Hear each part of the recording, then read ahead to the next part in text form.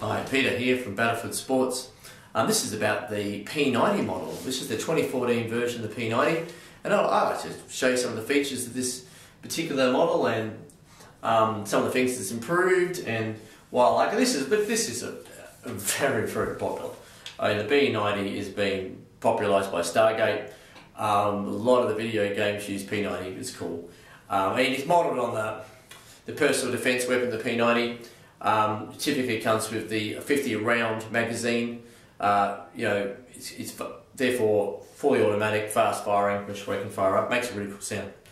Now, some of the changes in the 2014 model, which this is actually, the area has been lowered from the previous model and strengthened, keeps the scope really lined up and zeroed. And look, on a commercial battlefield, zeroing your gaming guns is very important, but if they stay aligned longer, it's quicker, and you have to zero less often, which saves you time.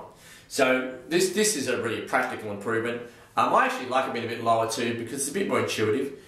Being the red dot is closer to the lens here, which is where the infrared beam comes out of. It makes it more intuitive to the players. They put the dot just on the sensor, they're going to hit it most of the time. The higher it is, the little bit more out the dot is from the infrared beam. P90 is very intuitive to use. It has the orange tip, the safety orange tip. Now that's there for purposes of like marking this is not a real weapon, and that's very important. Look, you really do need to mark these as non-weapons, and that's really the de facto world standard for that.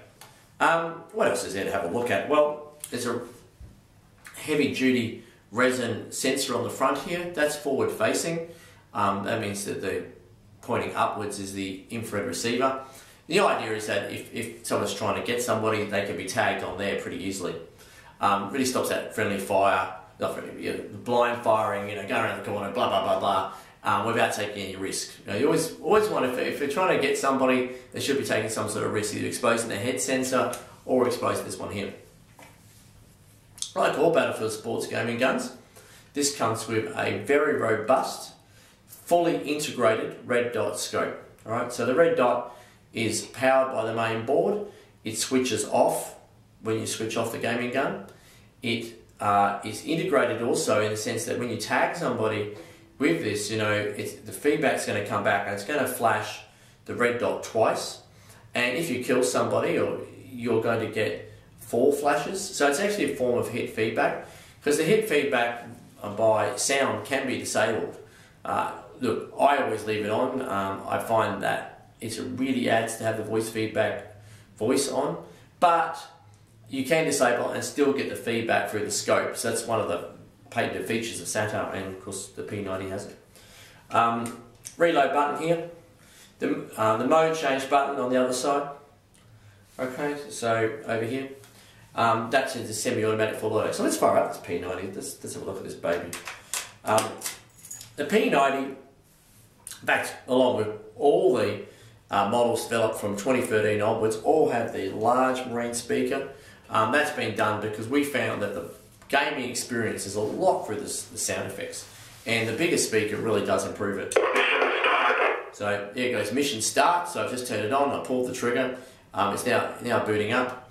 Like all the SATA kit, actually, of course, it has the muzzle flash too, and this is the Predator muzzle flash. It's a pretty innovative technology of ours, where it has 3 different LEDs per colour. There's red ones, blue, and the white ones. By default, we use the white, and that creates 3 points.